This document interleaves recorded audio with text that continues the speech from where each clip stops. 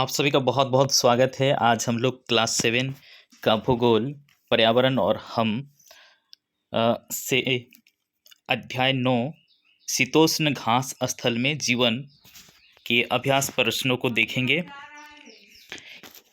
इस पाठ में सभी प्रश्नों को बहुत अच्छे से समझाया गया है और अंत में आपको ऑब्जेक्टिव प्रश्न भी मिलेगा। ठीक है, तो बहुत ध्यान से देखिए इस पाठ को। चलिए देखते हैं।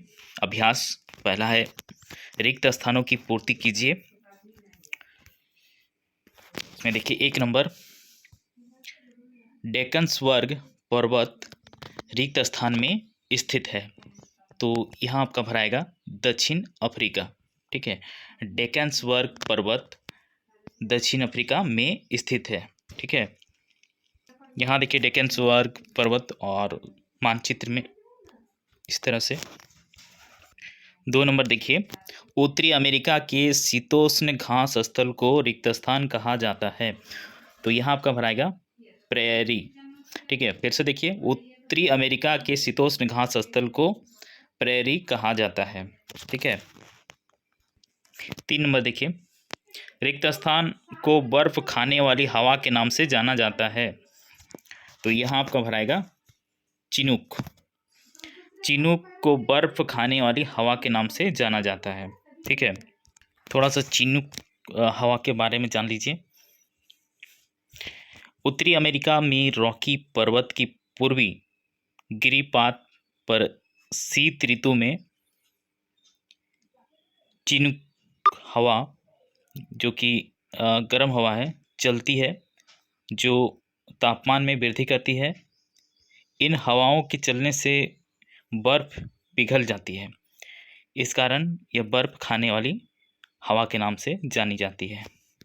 ठीक है, 4 नंबर देखिए, मेरिनो से रिक्त स्थान प्राप्त होती है। तो यहाँ आपका भराएगा ऊन।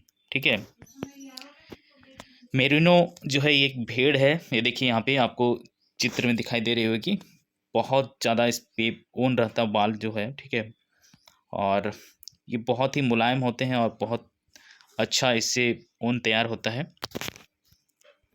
5 नंबर देखिए, वेल्ड घास स्थल रिक्त स्थान में पाया जाता है। तो यहाँ आपका भराएगा दक्षिण अफ्रीका। फिर से देखिए, वेल्ड घास स्थल दक्षिण अफ्रीका में पाया जाता है। यहाँ मानचित्र में देखिए, वेल्ड घास का जो क्षेत्र है देखिए एकदम नीचे पे। ठीक है, ये मैप जो है इसको भी याद रखना जरूरी है, आगे क्लास में ये सब आपको काम आएगा। अगला 2 नंबर, सही उत्तर लिखें। 1 नंबर है देखिए, प्रेरी घास मैदान का मुख्य फसल है। पहला ऑप्शन गेहूं, दूसरा कपास, तीसरा मक्का और चौथा है बाजरा। तो यहाँ आपका उत्तर होगा क, गेहूं। ठीक है, प्रेरी में गेहूं की खेती बहुत ज़्यादा होने के कारण इससे गेहूं का टोकरी के नाम से भी जाना जाता है। 2 नंबर देखिए, अब बिल्लो एवं पोपलर नामक वृक्ष कहाँ पाया जाता है। पहला ऑप्शन है प्रेरी, दूसरा वेल्ड, तीसरा है डाउन्स और चौथा है पंपास। तो इसका उत्तर होगा क, पहला वाला प्रेरी। तो यहाँ देखिए आप चित्र में, यह बिल्लो और ये है पॉपुलर। ठीक है, अगला 3 नंबर देखिए, वेल्ड प्रदेश में प्रवाहित होने वाली नदी हैं। पहला ऑप्शन है अमेजन, दूसरा नील, तीसरा लिम्पोपो, चौथा कोलोरेडो। तो यहाँ आपका उत्तर होगा तीसरा ग, लिम्पोपो। ठीक है, यहाँ और ऑरेंज। ठीक है, ये दोनों ही नदी है। ये देखिए दक्षिण अफ्रीका में ये आपका लिम्पोपो नदी। ठीक है, 4 नंबर है, चिनूक हवा प्रवाहित होती है। पहला ऑप्शन क, उत्तरी अमेरिका, दूसरा ऑप्शन है दक्षिणी अमेरिका, तीसरा यूरोप और चौथा अफ्रीका में। ठीक है, तो यहाँ आपका उत्तर होगा पहला क, उत्तरी अमेरिका। ठीक है, चिनूक हवा बहती है उत्तरी अमेरिका में। ठीक है, ये चिनूक हवा क्या है? गर्म हवा है ना। जैसे हमारे देश में गर्म हवा को क्या कहते हैं? लू कहते हैं। 3 नंबर प्रश्न, निम्नलिखित प्रश्नों का उत्तर एक वाक्य में दें। 1 नंबर प्रश्न है, रेंच क्या है? उत्तर देखिए, गायों को पालने के लिए विशाल मवेशी फार्म होते हैं जिसे रेंच कहते हैं। ठीक है, या फिर गौशाला हम लोग के यहाँ पे कहते हैं इसको। ठीक है, जहाँ पे बहुत सारी गायें पाली जाती है, तो यहाँ रेंच का मतलब हो गया गायों को पालने के लिए विशाल मवेशी फार्म। ठीक है, वही होता है गौशाला। 2 नंबर प्रश्न है, गेहूं की टोकरी के नाम से किसे जानते हैं? तो उत्तर देखिए, प्रेरी को गेहूं की टोकरी के नाम से जानते हैं। 3 नंबर प्रश्न है, जोहानसबर्ग किस खनिज के लिए प्रसिद्ध है? तो उत्तर देखिए, जोहानसबर्ग सोने की खानों के लिए प्रसिद्ध है। ठीक है, सोने की खान यानी कि वो खदान। ठीक है, जहाँ से सोना खोद के निकाला जाता है मिट्टी से, है ना। यहाँ पे आप देख सकते हैं इस फोटो को। ये पूरी तरह से जैसे कि हम लोग मिट्टी के खुदाई करते हैं, वैसे ये खान का खुदाई कर सोना लोहा निकालने का काम करते हैं। इसके बारे में थोड़ा जान लीजिए।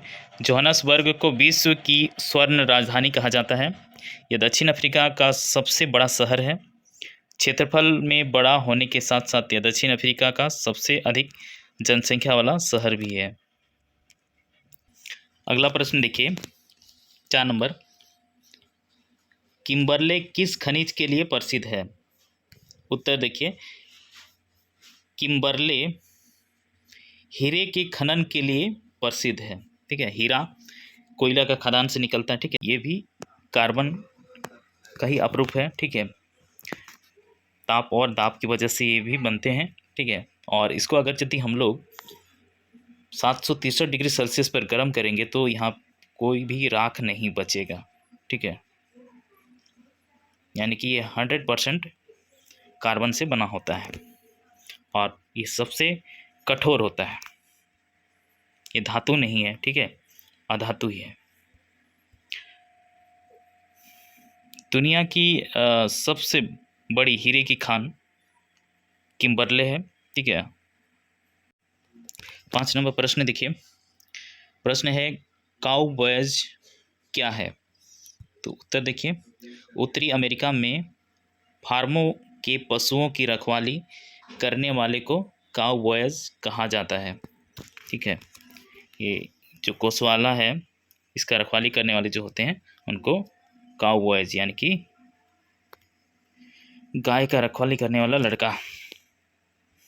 अगला प्रश्न देखिए, 4 नंबर, लघु उत्तरीय प्रश्न 1 नंबर है।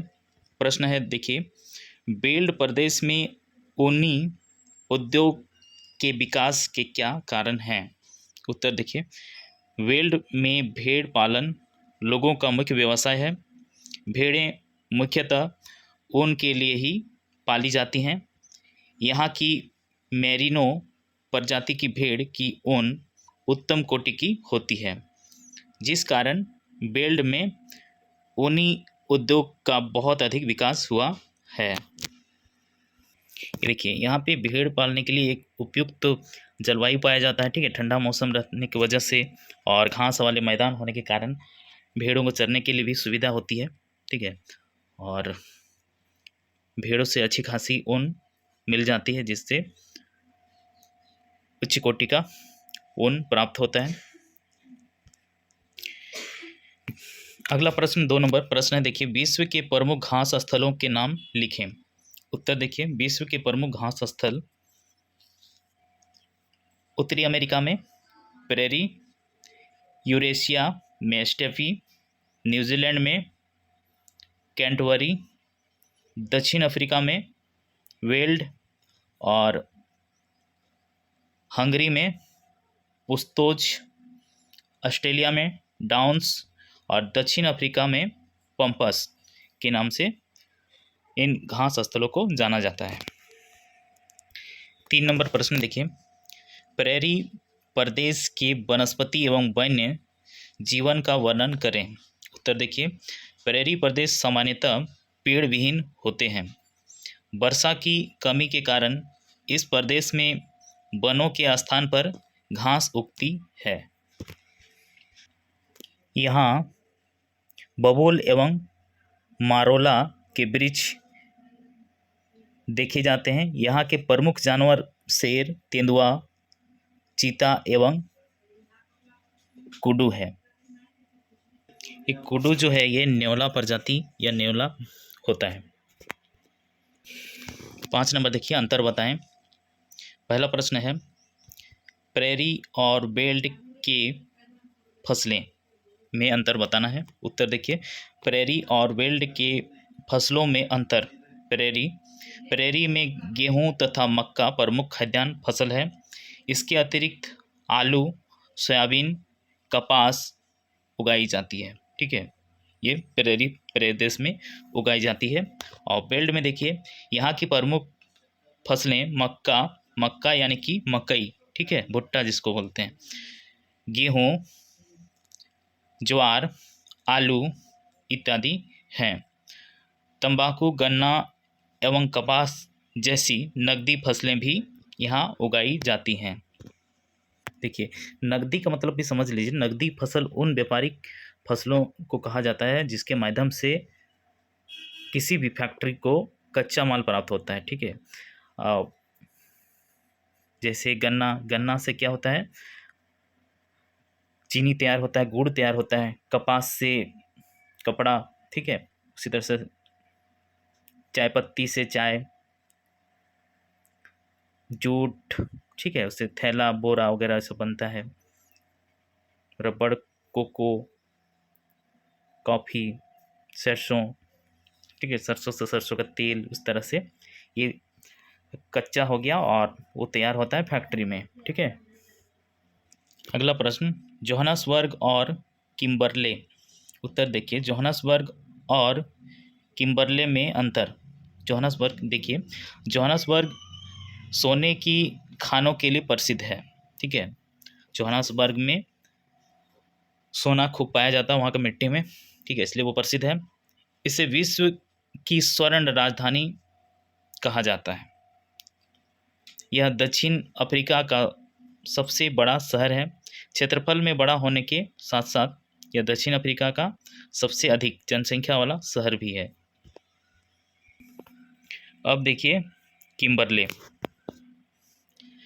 किम्बरले हीरे के खनन के लिए प्रसिद्ध है। ठीक है, यहाँ से हीरा निकाला जाता है। यह दुनिया की सबसे बड़ी हीरे की खान है। ठीक है, जैसे झारखंड में धनबाद से कोयला निकलता है, झरिया से, ठीक है, तो उसी तरह से यहाँ से भी कोयला प्राप्त होता है और वहाँ से ये हीरे प्राप्त होते हैं। ठीक है,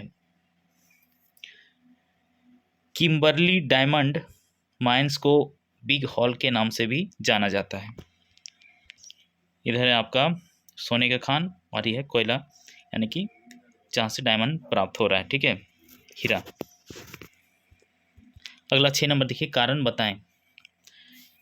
1 नंबर प्रश्न है, प्रेरी को गेहूं की टोकरी कहा जाता है। ठीक है, तो इसका कारण बताना है। उत्तर देखिए, प्रेरी के मैदान गेहूं की फसल के लिए सर्वोत्तम है। गेहूं की अत्यधिक उत्पादन के कारण इसे गेहूं की टोकरी कहा जाता है। ठीक है, यहाँ पे बहुत ज़्यादा गेहूं का खेती होने के कारण ही इसको गेहूं का टोकरी का नाम दिया गया है। 6 का 2 प्रश्न है, बेल्ट को ग्रीष्म ऋतु में वर्षा मिलती है। ठीक है, गर्मी के दिन में यहाँ पे बारिश होती है, उसका क्या कारण है? तो देखिए उत्तर, बेल्ट को ग्रीष्म ऋतु में वर्षा मिलती है क्योंकि हिंद महासागर के प्रभाव के कारण बेल्ट की जलवायु नम होती है। ठीक है, यानी कि नमी वाला ठंडा होता है। ठीक है, शीत ऋतु ठंडी एवं शुष्क होती है। इस दौरान तापमान 5 डिग्री सेल्सियस से 10 डिग्री सेल्सियस तक रहता है। जुलाई सर्वाधिक ठंड महीना होता है, ठीक है, जबकि हम लोग यहाँ पे क्या है, इस टाइम बहुत गर्मी लगता है, लेकिन यहाँ बहुत ठंड रहता है बेल्ट में। ग्रीष्म ऋतु छोटी एवं गर्म रहती है, ठीक है, बहुत ज़्यादा दिन गर्मी नहीं रहता है, ठीक है। और यहाँ वर्षा नवंबर से फरवरी के बीच ग्रीष्म काल में होती है, ठीक है। ग्रीष्म ऋतु में जोहान्सबर्ग का तापमान 20 डिग्री सेल्सियस होता है और वर्षा के प्रमुख कारण अत्यधिक गर्मी होती है, ठीक है। देखिए, जहाँ भी गर्मी ज़्यादा होता है वहाँ पे बारिश भी सबसे ज़्यादा होती है, ठीक है। तो अब देखिए, ये जो पूरा प्रदेश है यहाँ पे गर्मी नहीं है, लेकिन आ, ये जो है नवंबर से फरवरी का महीना, ठीक है, इस ये गर्मी का मौसम होता है वहाँ पे, तो उसी टाइम बारिश भी होती है। हमारे यहाँ भी देखिएगा, मई जून जुलाई में खूब गर्मी भी होता है और खूब ओलावृष्टि भी होता है, बारिश भी खूब होता है, ठीक है। उसी तरह से यहाँ भी गर्मी के दिन में बारिश होता है, ठीक है। इसलिए बेल्ट को ग्रीष्म ऋतु में वर्षा मिलती है। अगला देखिए 7 नंबर, दीर्घ उत्तरीय प्रश्न है। 1 नंबर प्रश्न, प्रेरी घास मैदान का विस्तार एवं आर्थिक जीवन की व्याख्या करें। उत्तर देखिए, प्रेरी घास के मैदान शीतोष्ण कटिबंधीय घास के मैदान हैं। यह मैदान गेहूं की फसल के लिए सर्वोत्तम है, इसलिए इन मैदानों को गेहूं की टोकरी भी कहा जाता है। कोयला एवं लोहा जैसे खनिज पदार्थों के विशाल भंडार तथा सड़क, रेल एवं नहर की समुचित व्यवस्था के कारण यह क्षेत्र विश्व का सबसे बड़ा औद्योगिक क्षेत्र बन गया है।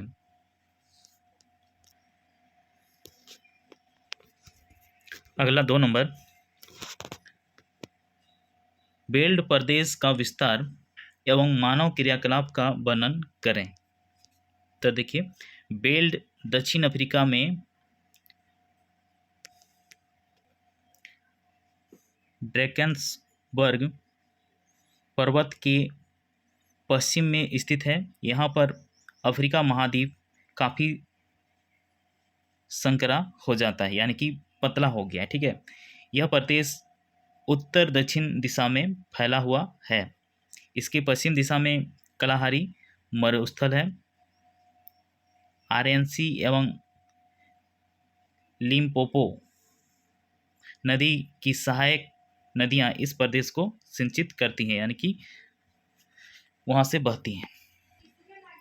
बेल्ट प्रदेश खनिजों के लिए प्रसिद्ध है। सोना और हीरा का उत्खनन इस प्रदेश के लोगों का मुख्य व्यवसाय है। खनिज संपदा की उपलब्धता के कारण ही इस प्रदेश में यातायात की सुविधा विकसित है। सिंपल सा बात है, देखिए, कहीं भी अगर यदि खनिज मिलता है तो वहाँ पर सरकार या जो भी उद्योगपति होते हैं वो रास्ता निकाल ही लेते हैं उस जगह पे, ठीक है। और वो जगह बहुत जल्द ही एक शहर का भी रूप ले लेता है। अब देखिए 8 नंबर में है आपका प्रोजेक्ट वर्क, कार्य परियोजना। पहला प्रश्न, विश्व के राजनीतिक मानचित्र पर प्रेरीज घास मैदान एवं बेल्ट घास मैदान की स्थिति की पहचान 2 अलग रंगों द्वारा करें, ठीक है। ये देखिए, आपको आगे के क्लास में बहुत काम आएगा, इसलिए दिखा देते हैं। यहाँ देखिए, आपको ये दिख रहा है प्रेरी, और इधर आपको दिखेगा वेल्ड, और ये हो गया प्रेरी, ठीक है। इसके बाद अगला प्रश्न है, जिस समय बेल्ट घास मैदान में गर्मी ऋतु होती है उस समय प्रेरीज घास मैदान में शीत ऋतु होती है, ऐसा क्यों? चर्चा करके लिखें, ठीक है। ये आप लोग लिख लीजिएगा। देखिए, तो ये सिंपल सा है, इसको बता ही देते हैं। देखिए, जब बेल्ट घास के मैदान में ग्रीष्म ऋतु यानी कि गर्मी होती है तो प्रेरीज में ठंडी होती है। इसका कारण क्या है कि बेल्ट जो है आपका दक्षिण दिशा में है, ठीक है, और प्रेरीज जो है ये उत्तरी ध्रुव की ओर आता है, ठीक है। नॉर्थ एंड साउथ, यानी कि अगर यदि दक्षिण में धूप अगर यदि ज़्यादा पड़ रहा है तो स्वाभाविक है कि उत्तर में कम धूप पड़ेगा। ठीक है, 3 नंबर आप लोग कर लीजिएगा। 4 नंबर प्रश्न देखिए, उत्तरी अमेरिका के रेखांकित मानचित्र पर निम्नलिखित को संकेतों द्वारा दर्शाइए। रॉकी पर्वत, ग्रेट लेक, शिकागो और विनिपेग।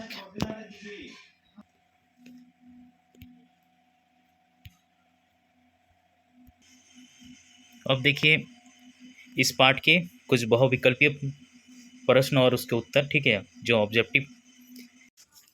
पहला प्रश्न है, विश्व की स्वर्ण राजधानी किसे कहा जाता है? तो यहाँ आपका आंसर होगा जोहान्सबर्ग। जोहान्सबर्ग में पूरे विश्व का सबसे ज़्यादा सोना पाया जाता है। अगला 2 नंबर प्रश्न, वेल्ड किस गोलार्ध में स्थित है?